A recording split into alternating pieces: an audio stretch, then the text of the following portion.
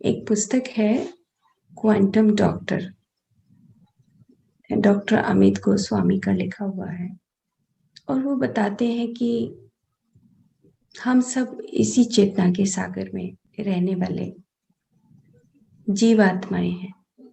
कितने कितने हजारों हजारों सालों से हम उस साइंस और टेक्नोलॉजी के माध्यम से अलग अलग अपनी ज्ञान को बढ़ाते हुए ये भूल जाते हैं कि हम इसी चेतना के सागर में रहने वाली जीवात्माएं हैं। और यही जीवात्माओं में जो मनुष्य है वो अपने अहंकार को डेवलप कर लेता है।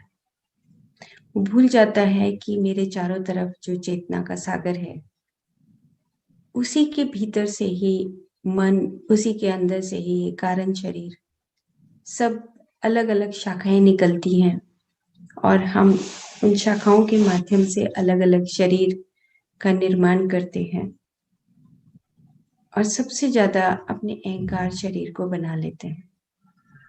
और ये अहंकार शरीर के 3 दोष, जो सत्व, रज और तम, इस तरीके से उन्होंने क्वांटम डॉक्टर में बहुत अच्छे तरीके से एक्सप्लेन किया है कि कभी कभी सत्व गुण जो है वो दोष में बदल जाता है जब हम ओवर एक्टिव हो जाते हैं। इसी तरीके से जो रज गुण है वो दोष में बदल जाता है जब हम बहुत सारी इंफॉर्मेशंस को कलेक्ट करने लगते हैं। और इसी तरीके से जो तमोगुण है, जब हम सोते हैं, वही गुण जब अधिक बढ़ जाए तो दोष में बदल जाता है, जब हम ज्यादा कंडीशनड हो जाते हैं।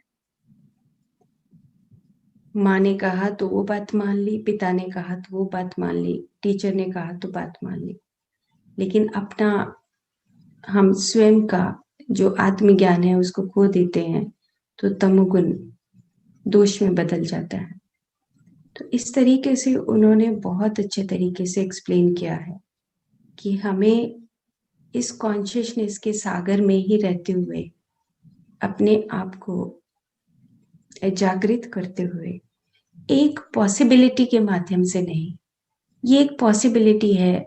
मान लो कि मैं एक क्रिएटिविटी के माध्यम से एक पेंटिंग सीखना चाहती हूँ, तो ये एक पॉसिबिलिटी है, लेकिन हम उसी पॉसिबिलिटी में जाके अच्छी पेंटिंग बनाते हैं तो अहंकार आने लगता है और फिर हम उसी में डूब जाते हैं, दूसरी पॉसिबिलिटी की तरफ कभी सोचते भी नहीं।